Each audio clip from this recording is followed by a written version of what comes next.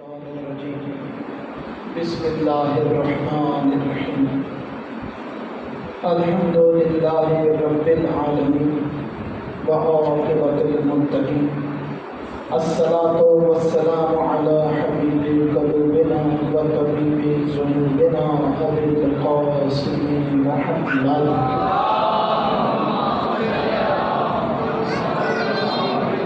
وأهل بيته الطيبين الطاهرين المعصومين ولعن الله ولا أعدائهم أجمعين أما بعد فقد قال رسول الله صلى الله عليه وآله وسلم بسم الله الرحمن الرحيم حسين مني وأنا من الحسين صلوات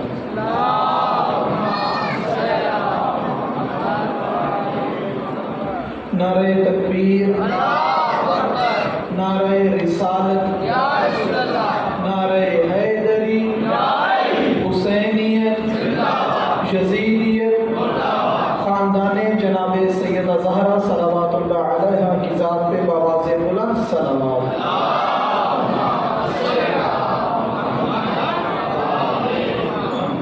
پروردگار سے دعا ہے کہ پروردگار آپ کا اس فرش عذاب پہ آنا آپ کی طرف سے عبادت شمار فرمائے، آپ کا یہاں پہ ہر سانس پروردگار تسبیح شمار فرمائے، پروردگار آپ سب کے مرحومین کی مغفرت فرمائے، پروردگار بے اولادوں کو صاحب اولاد فرمائے، بیماروں کو شفا عطا فرمائے، بے گھر مومنین کو گھر کی نعمت عطا فرمائے، وقت کے امام زمانہ اجل اللہ تعالیٰ فرد شریف کا ظہور جلد فرمائے، اپنی دعاؤں کی قبولیت کے لیے، اپنے مرحومین کی مرتبہ درجات کے لیے، ظہور امام زمانہ میں تعلیم کے لیے بآواز بلند صلوات۔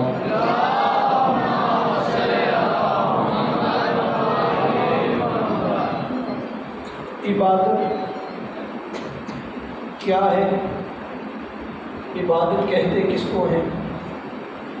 بہت ہی خوبصورت اور بہت ہی شاندار کل آغا صاحب نے ایک جملہ استعمال کیا تھا تقریر کرتے ہوئے، مجلس پڑھتے ہوئے، کہ جو اللہ کی طرف سے ہو اور حلال کیا جائے وہ عبادت ہوتا ہے، جو حرام اور گناہ ہو وہ عبادت نہیں ہوتا۔ صلوات پر محمد رسول اللہ۔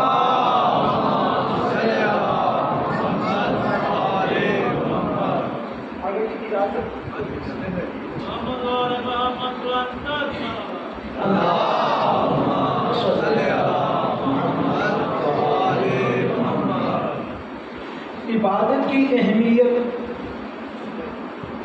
عبادت گاہ کی اہمیت، جسے مسجد کہا جاتا ہے، معصوم فرماتے ہیں کہ نماز اسلام کا علم ہے، نماز اسلام کی علامت ہے۔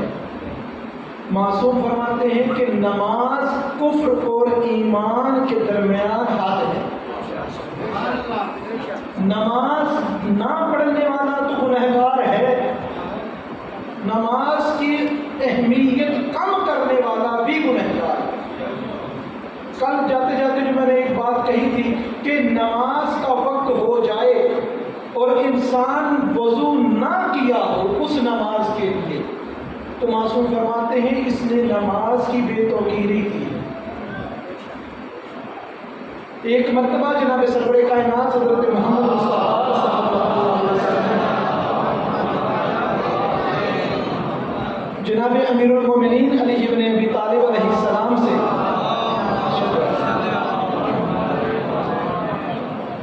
فرماتے ہیں کہ یا علی آج میں آپ کے گھر کھانے پہ آؤں گا۔ اب جب جناب امیر نے یہ سنا نا تو اتنی بڑی رحمت پروردگار کو کچھ نہ بیان کر سکے، اور خود جانتے تھے کہ آج فقط میں نہیں، سیدہ بھی روزے سے ہیں، اور روزہ ایسا ہے جو فقط پانی سے افطار کریں گے، کہ گھر میں کھانے کا کوئی اہتمام نہیں ہے۔ گھر گئے، جناب سیدہ سے واقعہ عرض کیا، کہ جناب صدر کائنات آج ہمارے مہمان رات کو بن رہے ہیں، کھانا کھانے آئیں گے۔ جناب سیدہ بھی فکر مند ہوئیں، سوچا کہ گھر میں تو ایسا کوئی انتظام کھانے کا نہیں ہے، ہم دونوں نے تو پانی سے افطار کرنا تھا۔ تو جناب صدر کائنات کو روک نہیں سکتے کہ خدا کی اتنی بڑی رحمت جو ہمارے گھر خود آنے کو تیار ہے، ہم اس کو کہیں کہ آج ہم آپ کو نہیں بلا سکتے۔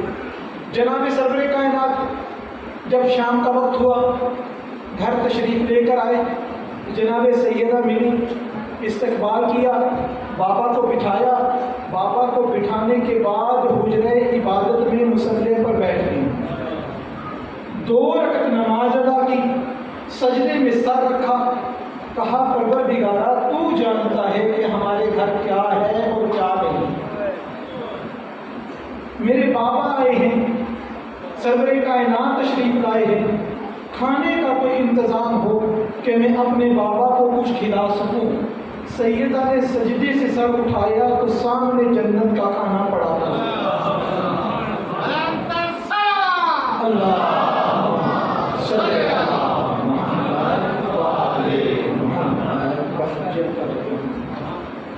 بابا کے سامنے رکھا، بابا نے تناول فرمایا، یہاں پر میں آپ سے پوچھتا ہوں کیا جناب سیدہ یہ 2 رکعت نماز نہ پڑھتی تو جنت سے کھانا نہ آتا؟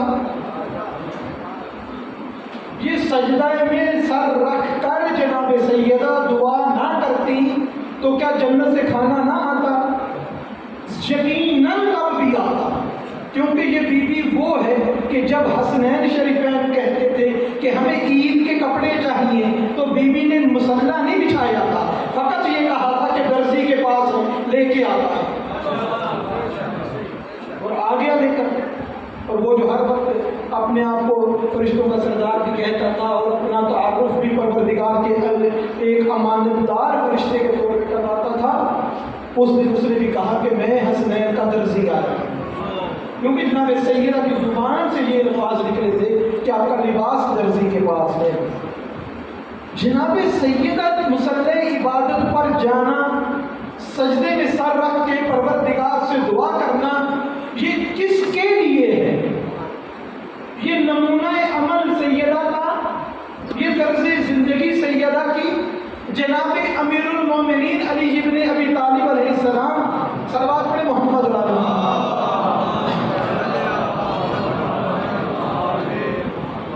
بیت المال جب بھی خالی کرتے تھے شام کو تو 2 رکعت نماز ادا کرتے تھے اور فرماتے تھے پروردگارا گواہ رہنا، میں نے حلال طریقے سے اس کو اکٹھا کیا تھا اور پورا ختم کر کے سجدہ شکر کر کے یہاں سے جا رہا۔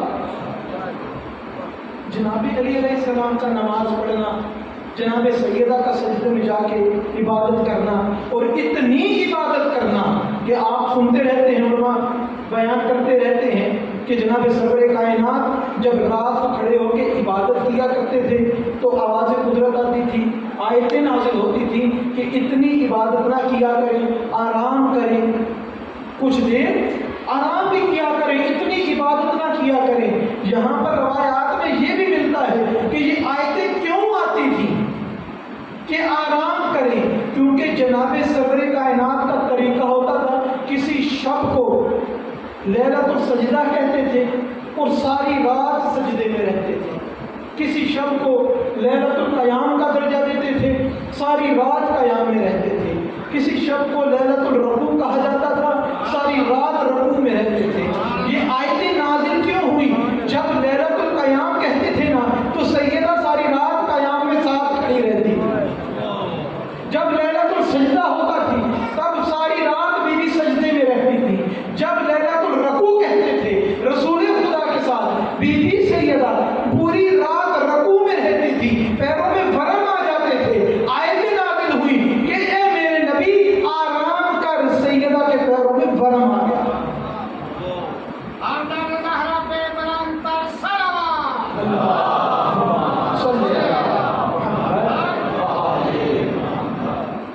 نماز پڑھنی ہے، نماز اول وقت میں پڑھنی ہے، اس لیے پڑھنی ہے کہ معصومین پڑھتے تھے، اول وقت میں پڑھتے تھے۔ اور صرف معصومین ہی نہیں، جو معصومین کے قریب بیٹھنے والے تھے ان کی نگاہیں بھی وقت پہ رہتی تھیں کہ کب نماز کا وقت ہوتا ہے اور کیا وہ خیال رکھتے ہیں اور کس طریقے سے نماز کو ادا کیا جاتا ہے۔ یہاں پہ میں کہنا چاہوں گا کہ نماز پڑھنا مسجد میں اس کا بہت زیادہ اجر اور بہت زیادہ ثواب ہے۔ یہ جو مسجد کے اندر ایک شعبہ ہے مسجد کی صفائی کا، جو مسجد کو صاف کرنے کا ہے، یہ کیا خیال ہے میرے بزرگوں کا، میرے بھائیوں کا؟ یہ شعبہ صفائی والا، مسجد کی صاف ستھرائی والا، یہ کسی باہر سے جھاڑو دینے والے کو لانا چاہیے، کسی صفائی والے کا انتظام کرنا چاہیے؟ انبیاء مسجد کی صفائی کیا کرتے تھے۔ حضرت زکریا علیہ السلام متولی مسجد تھے اور خود جھاڑو دیتے تھے۔ جو شخص چاہتا ہے کہ میری قبر کشادہ ہو مسجد میں صفائی کیا کرے، جو چاہتا ہے میری قبر نورانی ہو مسجد کو روشن کیا کرے۔ جناب مریم علیہ السلام کی والدہ نے منت مانی تھی کہ پروردگارہ اگر تو مجھے اولاد عطا کرے گا میں اسے مسجد کا خدام بناؤں گی۔ جناب ابراہیم مسجد کو صاف کیا کرتے تھے۔ یہ انبیاء کا شعبہ ہے، یہ انبیاء کے اوصیاء کا شعبہ ہے۔ یہ عبادت خانے کو صاف ستھرا رکھنا یہ صرف کسی ایک فرد واحد کی ڈیوٹی نہیں ہے، یہ تکبر کا مقام نہیں ہے۔ ایک گاؤں سے ایک قافلہ گیا زیارات پر گیا، سلام کیا حضرت امام حسین علیہ السلام کی ذریعے پر۔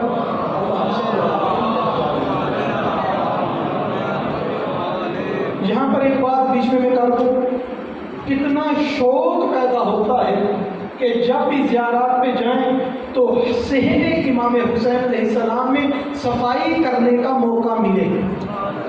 سعادت ہے نا، عبادت ہے، لوگ چاہتے ہیں اور پھر وہ وائپر سے پکڑ کے 2-3 تصویریں بھی اپنی اسٹیٹس پہ لگا لیتے ہیں۔ یاد رکھنا صحن امام حسین علیہ السلام کا بھی بہت مقام ہے، لیکن مسجد کو خانہ خدا کو اس سے کم نہ سمجھنا،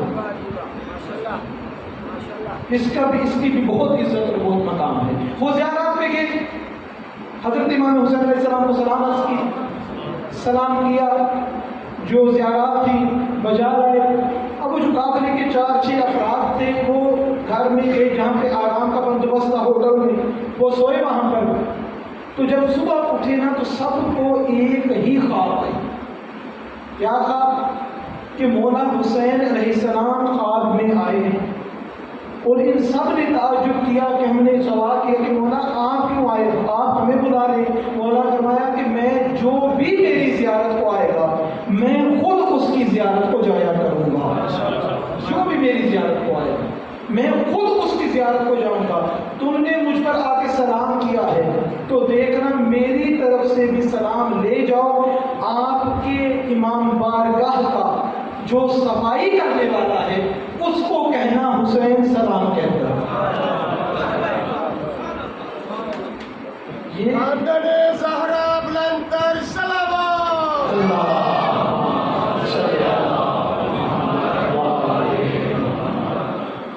نماز انسان کو دشمنوں سے بچاتی ہے۔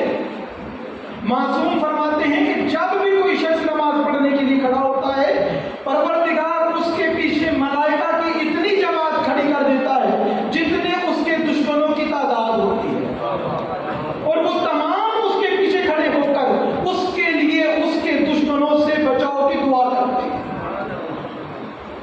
ہمیں چاہیے نا کہ ان طریقوں کو آزمائیں، ان طریقوں کو جو آل محمد علیہ السلام نے فرمائے ہیں ہم توجہ کریں۔ ہماری زندگی کی اس دنیا کی بھی اور آخرت کے بھی تمام مسائل نماز کے صدقے حل ہو سکتے ہیں۔ خدا سے دعا ہے کہ خدا ہمیں صحیح نمازی بننے کی توفیق عطا فرمائے۔